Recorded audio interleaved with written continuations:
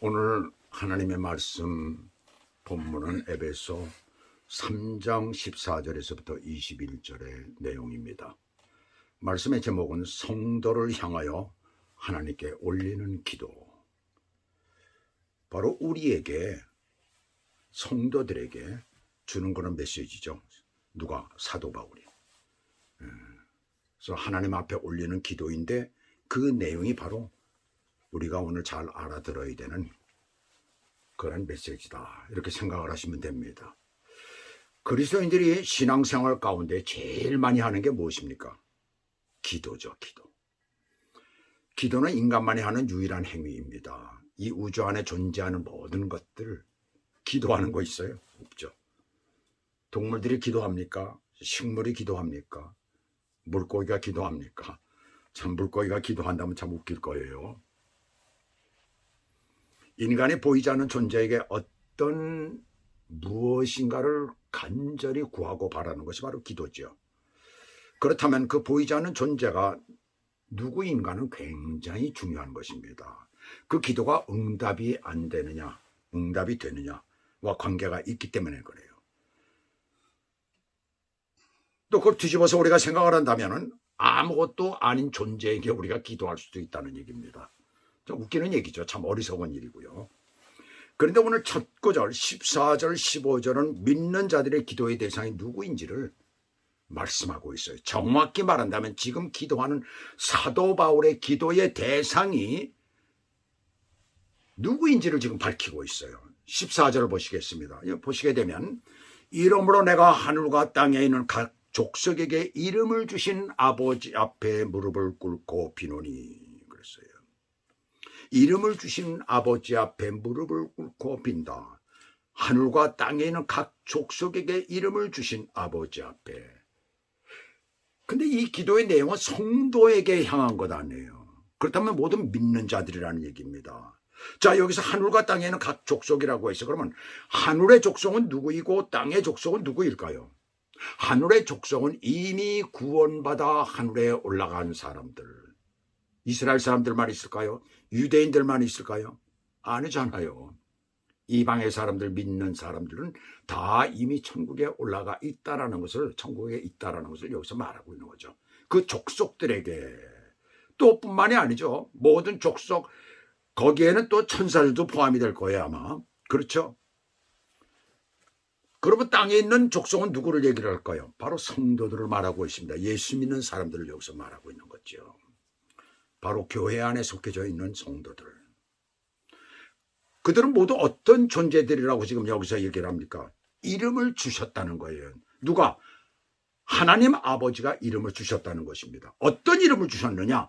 아버지라고 한 것을 보아서 뭐라고 해요? 어떤 이름을 줬을까요? 아들, 자녀라는 그런 이름을 주셨다는 겁니다. 요한복음 우리가 1장 12절에 보시게 되면 영접하는 자, 곧 그 이름을 믿는 자들에게는 하나님의 자녀가 되는 권세를 주셨으니 그 이름을 주셨다는 거예요. 자녀라는 이름을.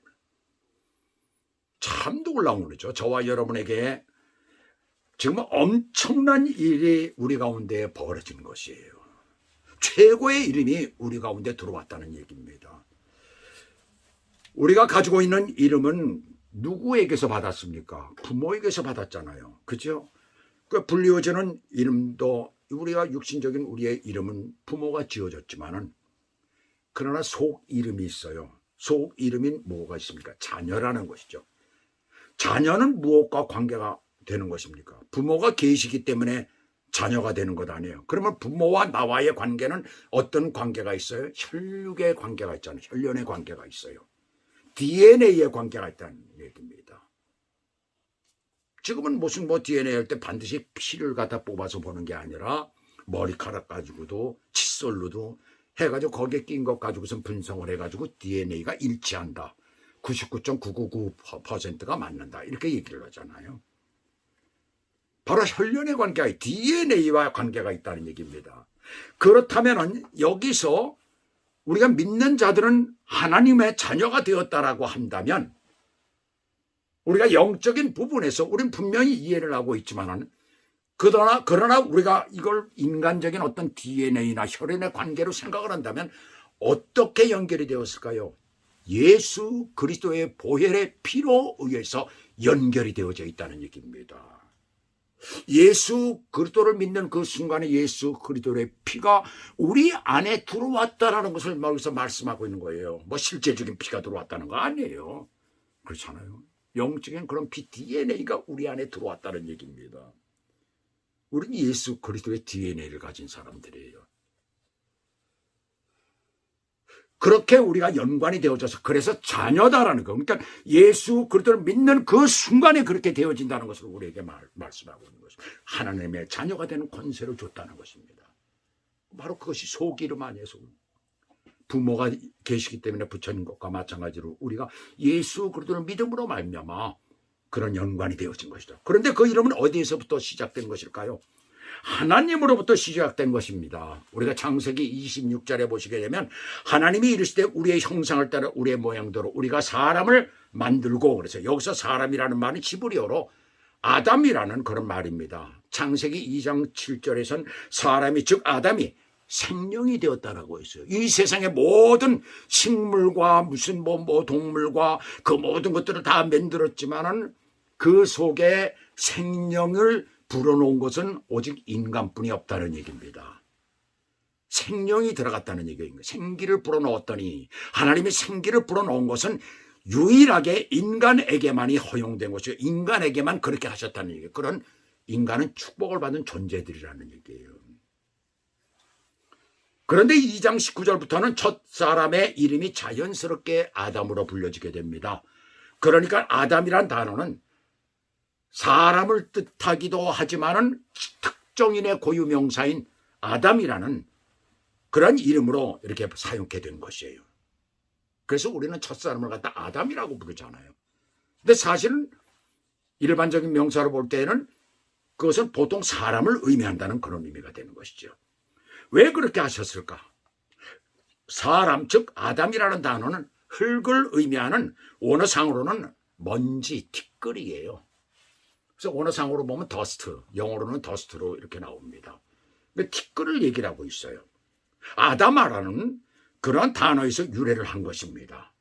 결국 인간은 흙이라고 하지만 티끌, 먼지로 만든 존재라는 것을 우리들에게 말하고 있어요. 자, 먼지로 만든 존재라는 것은 우리는 어쩔 수 없는 그런 피조물이라는 것을 말하고 있는 것입니다. 지음을 받은 존재라는 것을 말하고 있는 것이에요. 까불지 말라는 거예요. 아무리 네가 잘났다고 해도 너는 결국은 지음을 받은 존재이고 결국 하나님 앞에 경배를 올릴 수밖에 없는 그런 존재라는 것을 말하고 있습니다. 그러나 하나님 앞에 지금 무릎을 꿇고 빈다는 것입니다. 무릎을 꿇고 기도한다는 것은 우리가 당연하죠. 왜요? 하나님은 전능하신 분이시고 우리를 만드신 분이시고 만들었다고 그랬잖아요. 여기 보시면 만드시고 그 다음에 예수 믿고 구원받은 우리에게 새 이름을 주셨기 때문에 그렇습니다. 어느 대상도 없고 확실한 근거도 없는 존재들에게 무릎을 꿇고 엎드려 기도하는 것과는 차원이 다르죠. 그런 사람들이 있습니다. 그러나 그것과는 차원이 다르다는 얘기예요. 그렇다면 기도의 결과도 다르다는 것을 우리는 알 수가 있습니다. 그렇다면 사도 바울은 지금 여기서 어떤 기도를 드리고 있습니까? 16절을 한번 보겠습니다. 그의 영광의 풍성함을 따라 그의 성령으로 말미암아 너희 속사람을 능력으로 강건하게 하시오며 그랬어요. 자, 어떤 기도를 지금 드리고 있어요? 너희 속사람을 능력으로 강건하게 하시오며. 그렇다면 지금 하나님 앞에 그렇게 사도 바울이 기도하고 있는데 우리가 해야 될 게 뭐예요? 속사람을 능력으로 강건하게 하라는 그런 기도를 우리도 올려야 되고 그렇게 살아야 된다는 것을 알 수가 있죠. 속사람은 신앙을 가진 그리스도인의 영적인 그런 것을 말하고 있습니다. 영혼이라는 데서 혼적인 것을 제외한 순수한 영적인 부분을 말하고 있는 것이에요. 이것은 하나님과의 관계의 부분입니다. 이 부분은 세상의 어떤 지식이나 학문이나 이런 것들로서 이루어질 수 없는 그런 부분을 말하고 있는 것이에요. 오직 하나님만이 개입할 수 있는 그런 부분입니다.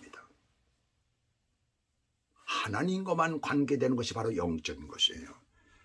그래서 지난번에도 제가 말씀을 드리면서 말을 하고 있지만은 어떤 분은 3분선을 얘기를 할 때 영혼육이라고 얘기를 하지만 2분선을 얘기를 하는 분들은 영혼과 육체다 이렇게 얘기를 한다고 그랬어요. 그러나 영혼과 육체라고 하지만 영혼이라는 그 속에는 혼이라는 게 저급적인 그런 영적인 것에 저급적인 것이다 이렇게 얘기를 한다고 얘기를 했었습니다. 그래서 정확하게 얘기를 한다면 영적인 부분은 따로 구분이 되어져야 돼요. 사실. 따로 구분되어져서 생각할 수가 영혼이라고 해도 우리는 영적인 부분을 하나님과의 관계라는 것을 알아야 되는 것입니다. 성도들이 속사람 즉 내면의 부분인 영적인 부분이 능력으로 강건해진다는 것은 곧 무엇을 얘기를 하고 있습니까? 성령 충만을 말하고 있는 거예요. 성령 충만은 하나님과의 관계가 바로 되어졌을 때 우리에게 나타나는 어떤 내적인 것, 영적인 그러한 현상인 것입니다. 성령 충만은 곧 능력이라는, 거기에서 능력이 나온다는 얘기입니다. 성령 충만할 때 능력이 나온다는 거예요. 그래서 저도 자녀들을 위해서 기도할 때에 제일 먼저 이 부분을 놓고 기도합니다. 신앙 안에서 바로 서게 해달라고. 하나님의 사람으로서 정말 성령 충만한 삶을 살게 해달라고 그렇게 기도를 합니다. 제일 먼저 우리의 삶에 중요한 게 예수 믿는 사람들은 성령 충만이에요. 성령 충만으로 가득 차 있을 때 우리 안에 있는 모든 문제들은 어려운 일들, 어떤 사건들이 다 해결이 됩니다. 그렇지 못하기 때문에 안 되는 거예요, 사실. 우리가 날마다 애쓰고 힘쓰고 하는 것보다도 주님 앞에 먼저 하나님 앞에 매달려 기도해야 돼요. 어떤 문제가 있을 때마다 기도할 때 그 문제가 해결이 되는 거예요. 성령 충만할 때 해결이 되는 겁니다. 그래서 늘 기도할 때에 속사람이 강건해지도록 성령 충만하도록 그렇게 기도하시기를 주님의 이름으로 부탁을 드립니다. 그런데 이렇게 되기 위해서는 가장 기본적인 게 있어야 돼요. 17절을 보십시다. 17절 보시게 되면 믿음으로 말미암아 그리스도께서 너희 마음에 계시게 하시옵고 너희가 사랑 가운데서 뿌리가 박히고 터가 굳어져서 그랬어요. 그리스도께서 우리의 마음에 계시게 하여야 한다는 것이에요. 누가? 그리스도께서. 성령님은 하나님의 영 혹은 그리스도의 영이라고 하죠. 성령 충만은 그리스도의 영이 우리 마음에 넘치도록 우리 속에 넘치도록 가득 차는 것을 말합니다. 그러니까 그리스도의 영이 다른 것으로 충만해서는 안 되는 것이에요. 마귀의 영으로 가득 차서는 안 되죠. 세상적인 것으로 가득 차서는 안 되죠. 세상의 지식으로만 가득 차서는 안 되죠. 세상의 어떤 교양으로만 가득 차서는 안 된다는 것을 말합니다. 세상적인 어떤 것으로 대신 채워져서는 절대로 안 된다는 것을 말씀하고 있습니다. 영적인 부분에서는 그리스도가 가득 채워져야 된다는 것을 말하고 해요. 오직 그리스도께서 우리의 마음에 가득 채워져야 되는 것을 여기서 아주 강력하게 말씀하고 있는 것입니다. 그렇게 될 때에 그리스도의 사랑 가운데서 비로소 뿌리 내리는 그런 신앙이 되는 것입니다. 뿌리 내리면 어떤 현상이 일어날까요? 또 이러한 상태에 이르는 것이 무엇으로 말미암는다고 했어요? 여기 보니까 믿음으로 말미암아 된다라고 했습니다. 믿음으로 말미암아, 믿음이 정말 강해질 때 믿음으로 말미암아 그리스도께서 우리 안에 자리 잡게 된다는 얘기입니다. 그렇게 되면 어떻게 돼요? 어떻게 됩니까? 뿌리가 박히고 터가 굳어지죠. 그러면 뿌리가 박히고 터가 굳어지면 이것은 어떤 경우가 닥쳐도 하나님을 떠날 수 없는 상태, 예수 그리스도를 부인할 수 없는 그런 상태가 된다는 것을 말하고 있어요. 그리고 또 뭐가 있어요? 사랑이 나타난다는 얘기입니다. 예수 그리스도의 사랑이. 그리스도의 사랑이 우리를 그렇게 만드는 거예요. 인간과 인간의 사랑도 정말 사랑한다면은 떠나지 않잖아요. 사랑하는 사람 절대로 떠나지는 않습니다. 정말 사랑한다면 그렇잖아요.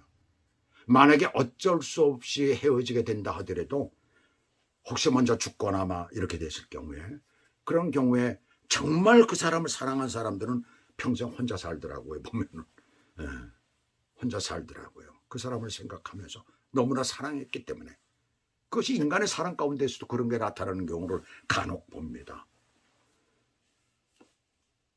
예수 믿는 사람들도 그래요. 그래서 터가 굳어지면, 믿음 안에서 굳건한 터가, 예수 그리스도가 우리 안에 자리 잡고 계시면 믿음 안에서 그것이 굳건하게 자리 잡기 시작하면 사랑이 나타나기 시작하고 그 다음에 뭐가 나타납니까? 절대로 흔들리지 않는 신앙이 되는 것이죠. 바로 그것을 지금 여기서 말씀하고 있는 거예요. 바로 우리가 그렇게 살아가야 된다는 것입니다. 그 다음에 마지막으로 18절 19절을 보시게 되면 능히 모든 성도와 함께 지식에 넘치는 그리스도의 사랑을 알고 그 너비와 길이와 높이와 길이가 어떠함을 깨달아 하나님의 모든 충만하신 것으로 너에게 충만하게 하시를 구하노라. 자, 여기 보시게 되면 맨 마지막에 하나님의 모든 충만하신 것으로 충만해지는 것입니다.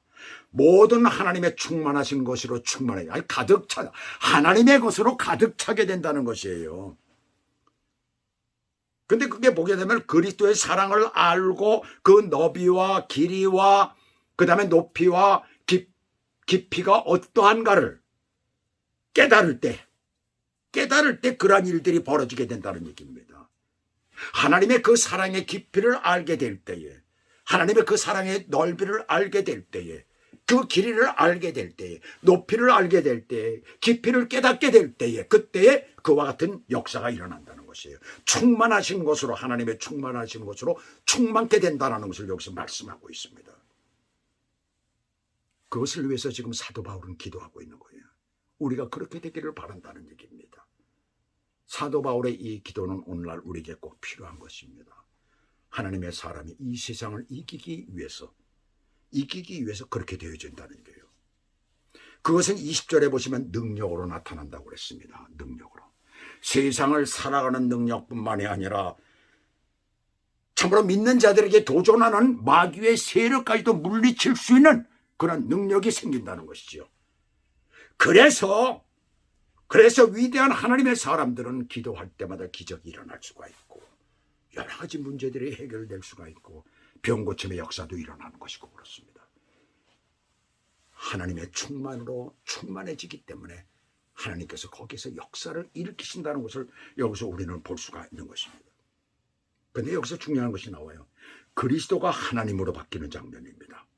쭉 그리스도 나오는데 하나님으로 바뀌어요, 보면. 그래서 19절에 보시게 되면 하나님으로 바뀌어 그리스도의 사랑을 알고 그 다음에 그 너비와 길이와 높이와 깊이가 어떠함을 깨달아 하나님의 모든 충만하신 것으로 나오면서 비로소 거기서 하나님으로 바뀌어집니다. 왜 그럴까요? 능력을 받은 대로 살기를 원하시는 하나님의 뜻을 여기서 강조하고 있어요. 또 하나 뭐예요? 우리의 전생애 동안 이렇게 살기를 원하는 겁니다. 전생애가 우리가 그렇게 살아야 된다는 것을 말하고 있죠. 하나님께서는 우리가 받은 능력대로 살기를 원하신다는 것이에요. 하나님은 우리를 만드셨고 이름을 주신 분이십니다. 그렇기 때문에 우리가 이 땅에 살아가면서 너희는 내가 너에게 준 능력대로 살라는 것입니다. 그렇게 살 때 우리의 삶의 모든 부분들이 변화되고 새로워지고 해결되지 않은 부분들이 해결될 줄로 믿습니다. 그렇게 사시는 저와 여러분 되시기를 주 예수 그리스도의 이름으로 축복합니다. 기도하시겠습니다. 오늘 하나님 아버지 감사합니다. 이 귀하고 아름다운 말씀 안에 우린 참 놀라운 하나의 장면을 봤습니다. 우리에게 이름을 주신 우리 하나님, 우리 주 예수 그리스도로 말미암아 그 이름을 얻게 되었고 하나님의 자녀라는 그 귀한 이름을 가지고 이 세상을 살아가고 있습니다. 이 말씀의 결국은 무엇입니까? 참 기도하는 사도 바울의 이 내용 가운데서 하나님이 너에게 주신 대로 살라, 능력을 주신 대로 살라, 성령 충만한 삶을 살라, 믿음을 온전케 해서 강한 믿음을 가지고 살라라고 지금 말씀하고 있습니다. 하나님 아버지, 이 말씀대로 우리가 온전히 살아가도록 도와주시고 우리의 삶의 부분에 어렵고 힘든 것들이 있습니다. 해결되지 않는 부분들이 있습니다. 열리지 않는 부분들이 있습니다. 하나님 아버지 열어주시옵소서. 주님 앞에 무릎을 꿇고 진심으로 주님 앞에 애타게 찾으며 기도할 때에 주의 놀라운 역사가 일어날 줄로 믿습니다. 기도하는 자를 내가 그냥 두지 아니하리라. 내가 저를 일으켜 세우리라는 하나님의 약속을 믿고 나아가는 우리 축복의 사람들이 될 수 있도록 인도해 주시옵소서. 예수 그리스도의 이름으로 감사하며 기도 올리옵나이다. 아멘.